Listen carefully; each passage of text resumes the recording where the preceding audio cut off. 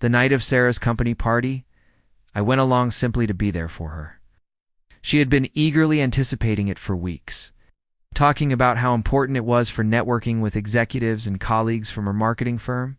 I didn't know most of them, and frankly, that suited me fine.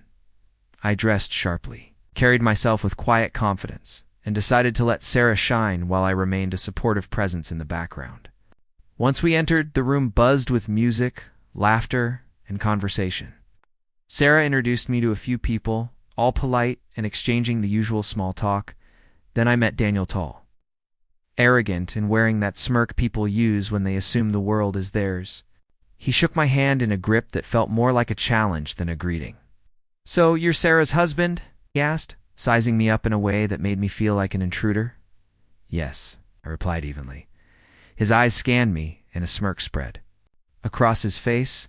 "Must be nice not having to stress while your wife is out chasing success." His words were polite, but the condescension was clear.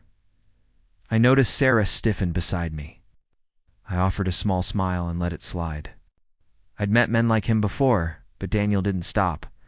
Over the next 30 minutes, kept throwing subtle, sarcastic jokes about my role in Sarah's life.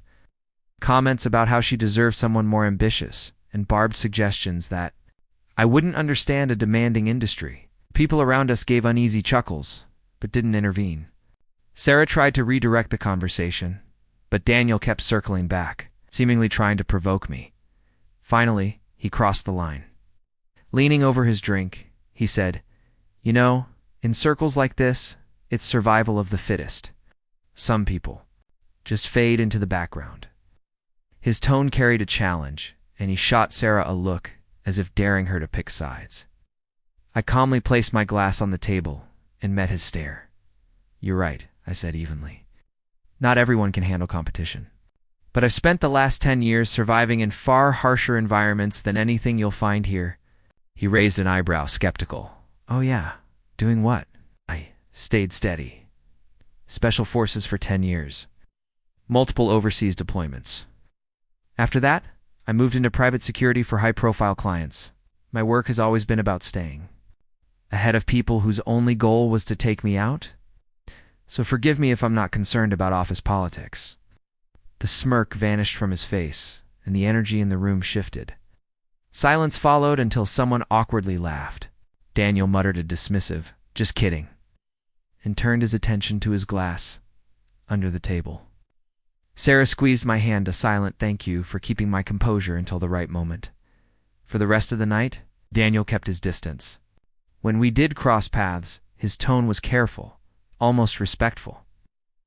Other guests grew curious about my background, but I gave vague answers. I wasn't there to impress anyone, just to make one man understand that appearances can be deceiving. The way to the car, Sarah chuckled softly. "You didn't have to tell him all of that." I grinned. I didn't just enough. Driving home, I reflected on how often people misjudge others by what they see on the surface. Daniel had assumed I was ordinary, never expecting that the quietest person in the room could also be the most formidable. That night, he learned a lesson. Later, Sarah told me Daniel was polite, almost overly so. At future events, he gave me space and never made another jab.